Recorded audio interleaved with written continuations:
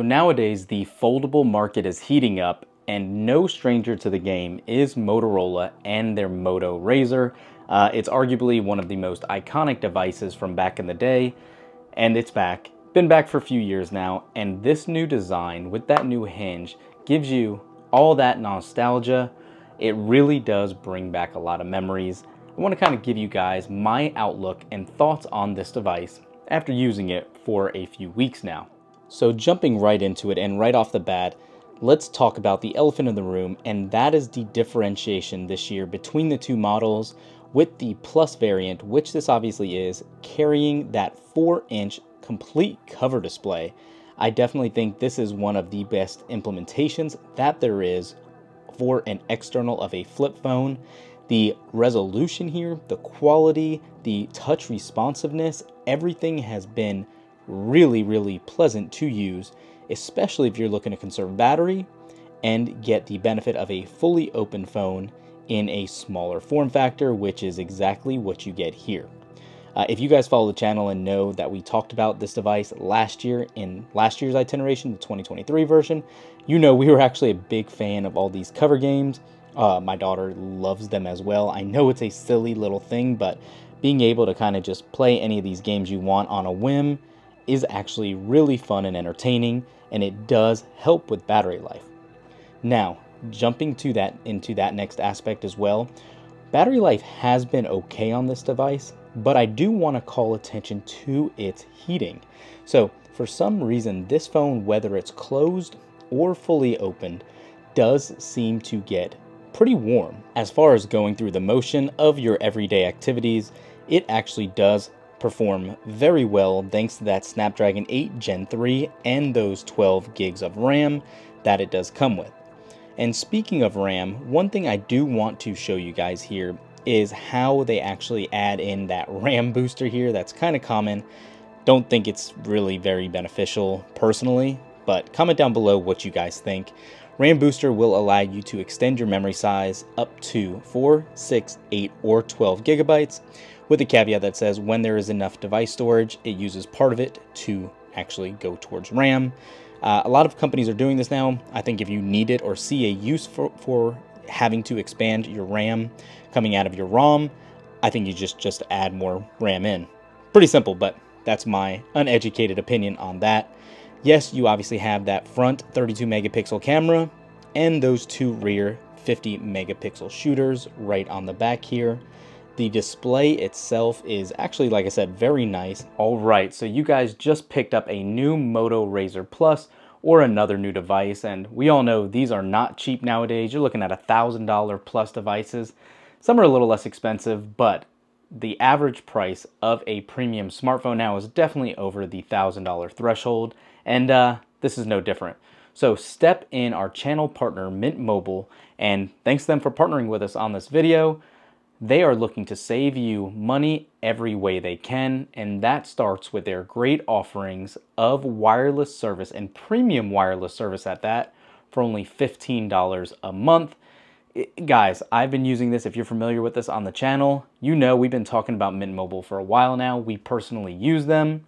They do use the T-Mobile network as a mobile virtual network operator, and that means you're going to get great nationwide coverage in the vast majority of where you're going.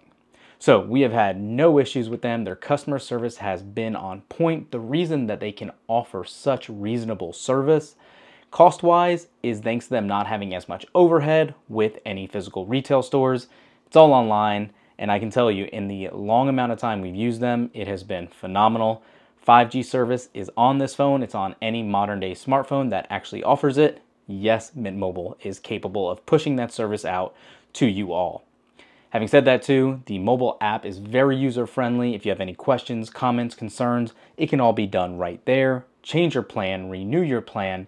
It's as simple as going into the app.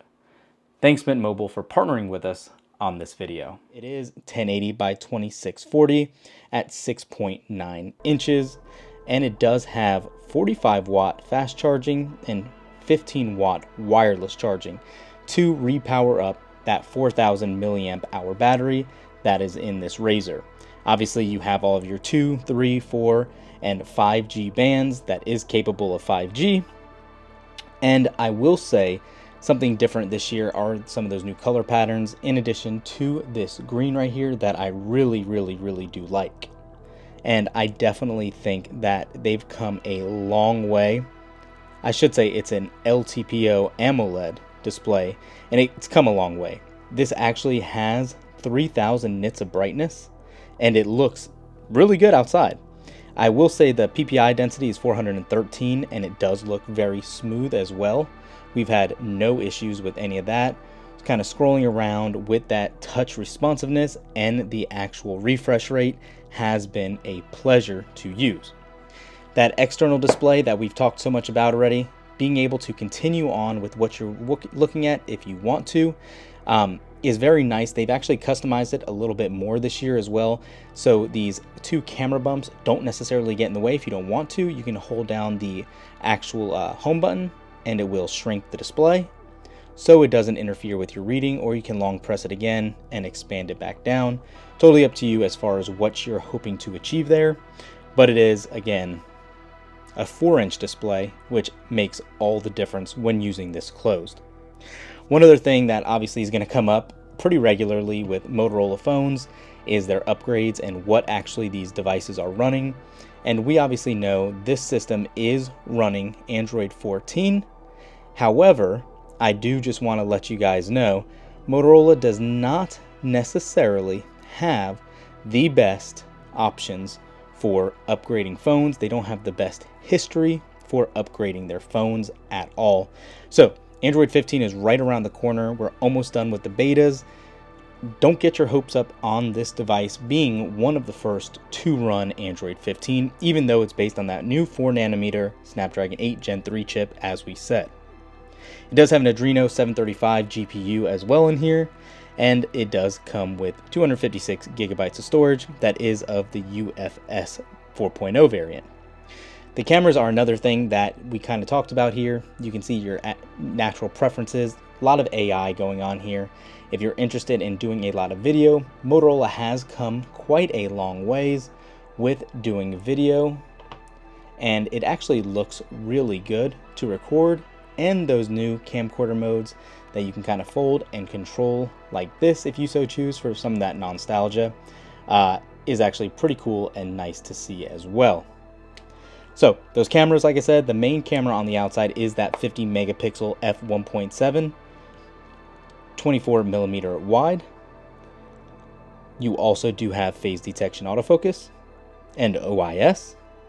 The other 50 megapixel camera has an f2.0, which is obviously going to be your telephoto and lens, which just gives you not quite as great quality images, to say the least, as the other one would do.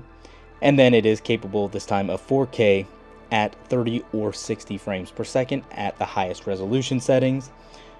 You also are, with that interior selfie camera, which I don't know why a lot of people would utilize this year, getting an 32 megapixel f2.4 wide angle lens.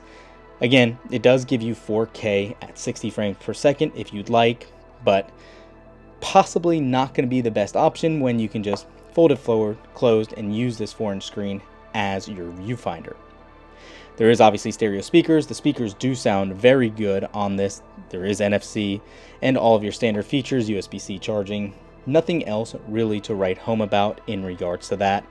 The best case scenario here is when you're at a lower state of charge, like we are at 24% now. You do now have that 45 watt wired charging, like we said, 15 watts wireless, and also I didn't mention earlier, you are now getting 5 watts reversed wired charging. Pretty interesting, but take that for what it is. At least they added that nonetheless. You do have those new colorways, like I said, the midnight blue, the pink, spring green, and peach fuzz. And right now it's on sale for $8.99. I'll throw those links up down below if you'd like to get them. Traditionally, this is going to set you back right about $1,000, so keep that in mind. What do you guys think of the new design and the color pattern here for 2024's Moto Razr Plus? Let us know. Thanks for watching. We'll catch you in the next one. Peace.